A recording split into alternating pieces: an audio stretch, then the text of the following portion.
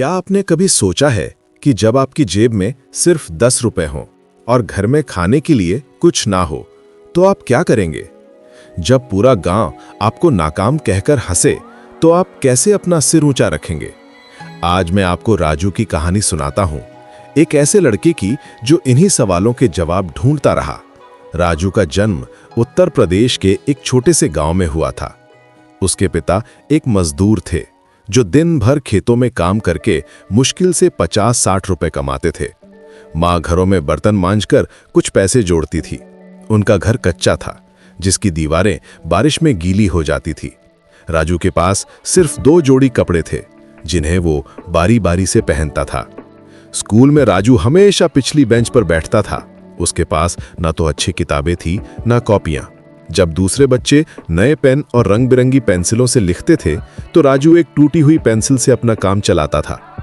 Teacher कभी कभी उससे फीस के बारे में पूछते थे और राजू शर्म से सिर झुका लेता था। घर की स्थिति दिन ब दिन बिगड़ती जा रही थी। पिता की तबीयत खराब रहने लगी थी और काम मिलना मुश्किल हो गया था। माँ रात रात भर जागकर चिंता करती रहती थी। राजू अक्सर सुनता था कि उसके माता पिता आधी रात को बात करते थे कि कैसे घर चलाना है, कैसे राजू की पढ़ाई का खर्च उठाना है। जब राजू 10वीं कक्षा में था तो उसे लगा कि अब वो कुछ कर सकता है। उसने गांव में छोटे मोटे काम ढूंढने शुरू किए, दुकानों में सामान रखना, खेतों में मदद करना, कभी कभी शादी ब्याह में बर्तन धोना।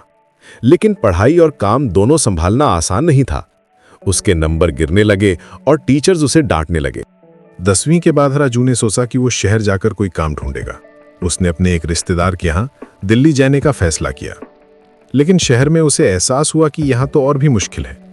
वो एक छोटी सी दुकान में काम करने लगा, जहाँ उसे दिन में 12 घंटे काम करना पड़ता था और सिर्फ 3000 रुपए मिलते थे। राजू का सपना था कि वो कुछ बड़ा करेगा, लेकिन हकीकत कुछ और ही थी।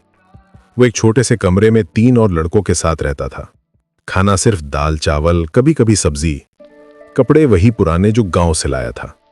जब वो घर फोन करता था तो माँ हमेशा पूछती थी कि कैसा चल रहा है, और राजू हमेशा कहता था कि सब ठीक है। 2 साल बाद राजू ने सोचा कि वो कोई कोर्स करेगा। उसने अपनी सारी जमा पूंजी लगाकर एक कंप्यूटर कोर्स में दाखिला लिया, लेकिन काम और पढ़ाई दोनों करना बहुत मुश्किल था। अक्सर वो क्लास में सो जाता था क्योंकि रात भर काम करता था। टीचर उसे बाहर निकाल देते थे और दूसरे स्टूडेंट्स हंसते थे। एक दिन राजू को लगा कि उसका कंप्यूटर कोर्स पूरा हो गया है और अब वो कोई अच्छी जॉब पा सकेगा।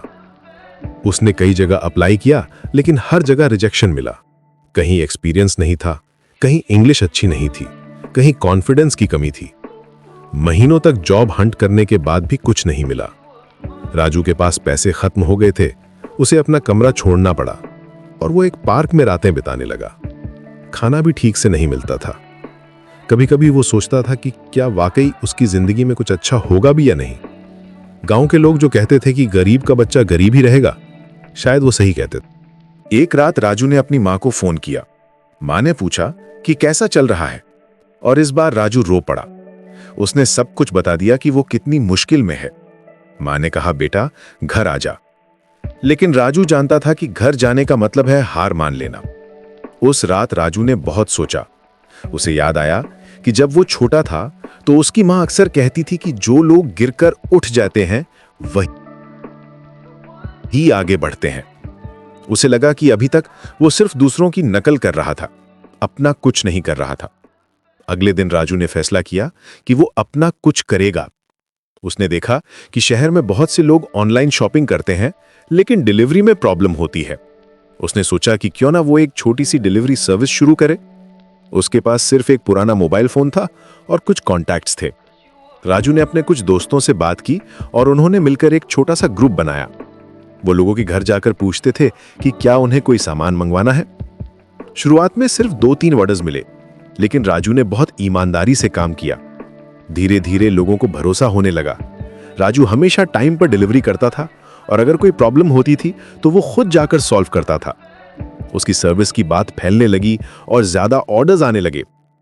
6 महीने बाद राजू के पास एक छोटी सी टीम थी। वो एक प्रॉपर ऑफिस रेंट पर ले सकता था। उसकी इनकम भी बढ़ने लगी थी। लेकिन सबसे बड़ी बात यह थी कि उसे लगने लगा था कि वो कुछ कर सकता है। 1 साल बाद राजू ने अपने बिजनेस को और बड़ा किया। उसने एक ऐप भी बनवाया जिससे लोग आसानी से ऑर्डर कर सकते थे। अब उसके पास 15 लोगों की टीम थी और वो महीने में अच्छे पैसे कमा रहा था। जब राजू 2 साल बाद अपने गांव गया तो लोग उसे देखकर हैरान रह गए। वो अब अच्छे कपड़े पहनता था, उसके पास स्मार्टफोन था और सबसे बड़ी बात यह थी कि उसके चेहरे पर कॉन्फिडेंस था। उसने अपने माता पिता के लिए एक छोटा सा घर भी खरीदा था। गांव के वही लोग जो पहले उसे नाकाम कहते थे अब उससे सलाह मांगने आते थे। लेकिन राजू को कोई गुरूर नहीं था। वो जानता था कि सक्सेस का मतलब सिर्फ पैसा नहीं है, बल्कि यह है कि आप अपने आप पर भरोसा कर सकें। आज राजू की कंपनी में 50 से ज्यादा लोग काम करते हैं। वो अब सिर्फ डिलीवरी सर्विस नहीं करता, बल्कि छोटे बिजनेसेस को ग्रो करने में भी हेल्प करता है। उसकी माँ अब चिंता नहीं करती, बल्कि गर्व से अपने बेटे के बारे में बताती है। राजू की कहानी में कोई जादू नहीं था, कोई मिरेकल नहीं था। बस एक लड़का था जो हार मानने को तैयार नहीं था, जो समझ गया था कि सक्सेस का मतलब यह नहीं है कि आप कभी गिरे नहीं, बल्कि यह है कि गिरने के बाद आप कितनी जल्दी उठ जाते हैं। आज भी जब राजू को कोई बड़ी प्रॉब्लम आती है तो वो उस रात को याद करता है जब वो पार्क में सो रहा था। वो जानता है कि अगर वो उस वक्त हार नहीं मानी तो अब भी नहीं मानेगा।